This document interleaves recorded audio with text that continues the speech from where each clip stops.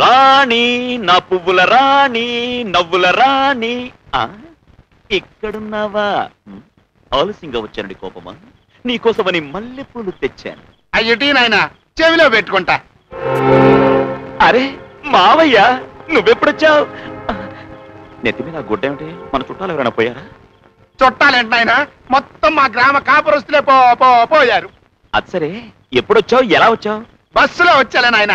అసహ్యంగా బస్సులో రావడండి మావయ్య. ట్రైన్ లో ఫస్ట్ క్లాస్ ఏసీలో రాకుండా అట్టాగే వద్దాం అనుకున్నాను బాబు. రైల్వే స్టేషన్ లో అయితే తెలిసిన కూలీలు ఉంటారు కదా, అదే బస్ స్టాండ్ లో అయితే జరుగున్న కూలీలు ఉంటారని అట్టా వచ్చా. ఏమిట్రాని మీ నాన్న కూలీల కోసం ఈ ఊరొచ్చినట్టుగా మాట్లాడుతున్నాడు? ఏమిట్రాని ఏమైంది?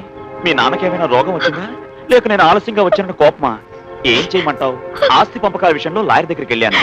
బోల్డ్ అని బరువు బాధ్యతలు నెత్తిన పడ్డాయి కదా. అవును మరి, రెండా బెడ్డింగులు, సూట్ కేసులు, ట్రంకు పెట్టెలు, మూటలు నెత్తి మీద పెట్టుకుంటే బరువే మరి. ఏం మామయ్య నువ్వు అనేది? ఏం లేదు బాబు, అమెరికా మొగుడు అనుకున్నవాడు బస్ స్టాండ్ లో లొంగి ఎగ్గట్టి కొలి కొలి కొలి కొలి కొలి కొలి కొలి కొలి అని అరుస్తాడని తెలిసి నా బిడ్డ కూలిపోతుంది. ఎవరి గురించి మామయ్య నువ్వు మాట్లాడుతుంది? తెలియలేదుగా మాట్లాడగా, సాక్షాత్తు నీ గురించే. నేను బస్ స్టాండ్ లో మూటలు మోసానా? రాణి ఇది అబద్ధం. నీకు చెప్పిన ఏ దరిద్రుడో, ఏ వెధవో, ఏ దిక్కుమాలిన వెధవో వాణ్ణి. నువ్వేమి చెయ్యక్కర్లేదు నాన్న, ఈ వార్త నా బిడ్డకి చెప్పింది నేనే, నిన్ను బస్ స్టాండ్ లో చూసింది కూడా నేనే. ఆగండి ఆగండి ఆగండి, ఇప్పుడు సరిగ్గా నా మొహం చూసి చెప్పండి. బస్ స్టాండ్ లో చూసింది ఈ ఫేసేనా?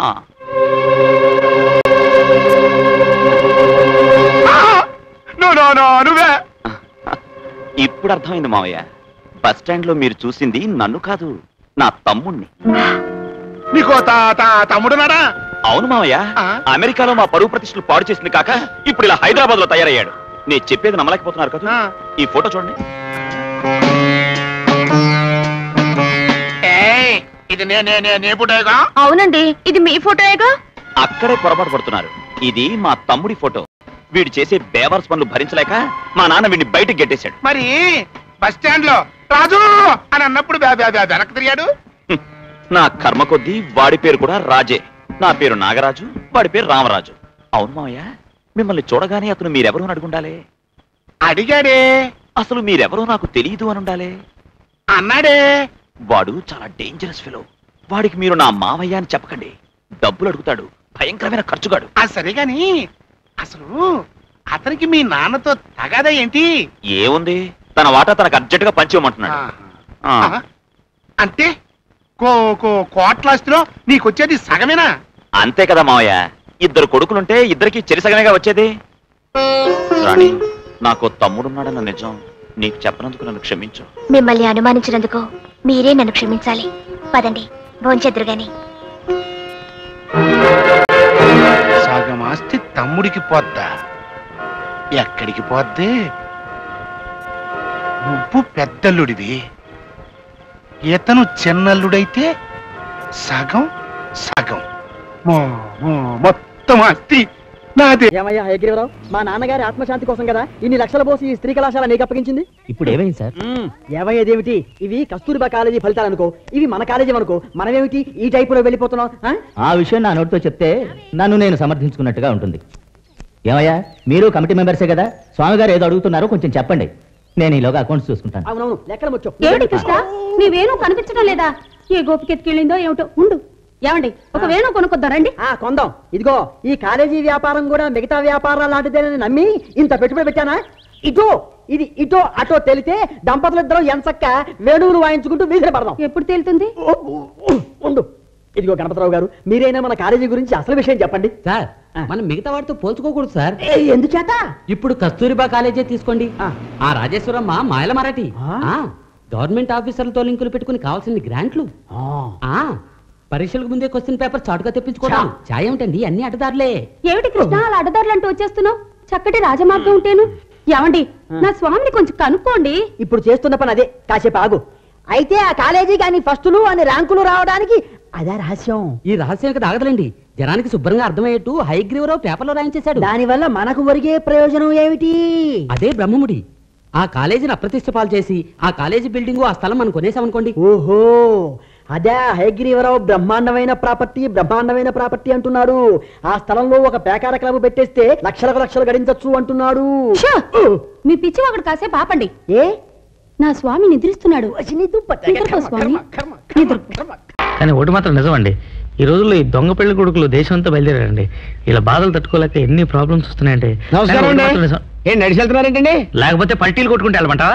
అంతేలండి, అందమైన పెళ్ళం పక్కనుంటే పల్టీలు కొట్టుకుంటూ వెళ్తారండి, గాల్లో ఈదుకుంటూ వెళ్తారండి. ఒక విషయం చెప్పమంటారా? ఇంత అందమైన భార్య దొరకడం మీ అదృష్టం అండి, ఇంత అందమైన భర్త దొరకడం మీ అదృష్టం అండి. అసలు చెప్పాలంటే మీ ఇద్దరు సిమెంట్ ఇసుకలా కలిసిపోయారనుకోండి. గురుగారు, నేను కట్టబోయే ఇంట్లో మీరిద్దరు సిలకా గోరంకలాగా ఒకే గదిలో కిలకిలాడుతూ ఉంటే నేను కిటికీలో చూద్దానుందండి. ఇల్లు ఎప్పుడు కడతారండి? ఇంకాసేపు ఆగంటే ఇల్లు కాదు, ముందు నీ సమాధి కడతాను. అయ్య బాబాయ్, మీ ఆయన భలే జోకులేస్తారండి బాబు. మీ ఆయన మంచి హీట్ మీద ఉన్నట్టున్నారండి.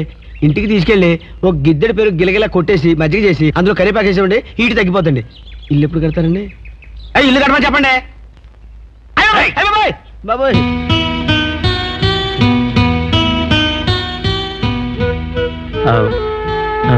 ఏమండి, ఐఎమ్ సారీ, వాడేదో తెలిసి తెలియక వాగాడు, ఏమనుకోకండి. ఏమండి,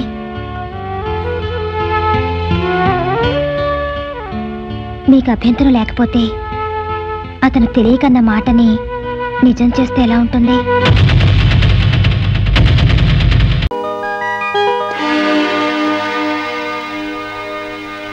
good morning everybody. Good morning sir. ఆగండి సార్, అక్కడే ఉండండి సార్. ఇంత అదృష్టవంతమైన మీకు ఈ దండ వేయకుండా అడుగు ఒక్క స్టెప్ కూడా ముందుకు వేయనివ్వను. అతను తెల్ల పూల దండ తీసుకొచ్చాడు, నేను గులాబీ పూల దండ తీసుకొచ్చాను. ఇది వేయించుకోవాలి అదృష్టవంతులు గారు. సారీ, ఆ కుర్చీలో కూర్చోబోయే మనిషి మహర్జాతకుడు అని మీరు అనుకుంటున్నారేమో, కానీ ఆ సీట్ ఖరీదేమిటో తెలుసా? ఇంత అని చెప్పడానికి వీల్లేనంత ఖరీదైంది, కొన్ని లక్షలు. మీరు ఊ అనండి చాలు, 50-50 బేసిస్ లో లాగించేద్దాం. ఇదేమీ డ్రై ఏరియా కాదు సార్, ఇక్కడ లంచాల పంటలు బాగా పండుతాయి. Believe me. Shut up. ఈ ఉద్యోగాన్ని నా తల్లి ప్రాణాన్ని పణంగా పెట్టి సంపాదించుకున్నాను. థ్యాంక్స్ అండి. ఎందుకు? సరిగ్గా నా టేబుల్ ముందు నుంచి నడిచి వెళ్ళేటప్పుడు అందరికీ పెన్నులు, పెన్సిళ్ళు, ఫైళ్లు జారి పడుతుంటాయి. మీకేం జారి పడలేదు.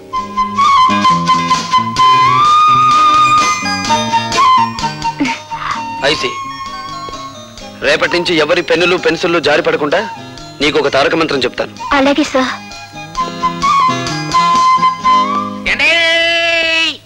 ఆగండి బాబు, ఆగండి. కోడి కూసినప్పుడు లెగిసి కట్టెత్తనే ఉన్నా ఈ దండ మీరొక్కసారి వంగుంటే ఈ దండ వేసుకుంటా. మీరే వంగుని ఆ దండ మీరే వేసుకుని డబ్బు కట్టుకుంటూ ఊరి మీద పడి ఊరేగండి, ఏదైనా గిట్టుబాటు అవుతుంది. అండి, ఎవరిని ఏంటి నిజం అనుకుంటారు? ఈ దండ వేయించుకోండి బాబు, లేకపోతే గుండె ఆగిపోద్ది. ఆగిపోనివ్వండి, దేశానికి ఏ నష్టం రాదు. అయ్యో బాబోయ్, మళ్ళీ త్రిల్లే. రే బచ్చా, నువ్వు దవులుకో. అచ్చా, మీరు ఈ ఫైల్ మీద సంతకం ఎట్లేదు అనుకోండి, మా అయ్య కళ్ళు దాసి మిమ్మల్ని కళ్ళు కొండలో కలుపు తాగేస్తాడు. జం జమా సత్యం జనాకే ధన్ ధన ధన్ ఫట్ ఫటాకే. ఇదేం బాగాలేదండి. మీరు ఈ దండ ఎంచుకుని మర్యాదగా ఫైల్ మీద సంతకం పెట్టకపోతే థ్రిల్ అయిపోద్ది. ఆ తర్వాత మినిస్టర్ గారి ముందు మీరు చేతులు కట్టుకుని నిలబడాలా. ఏడ్చాలో వెళ్ళు. ఏంటి ఇంకా థ్రిల్లే? సరే, ఎంతకింత థ్రిల్ నేను ఇస్తా. వెళ్ళు.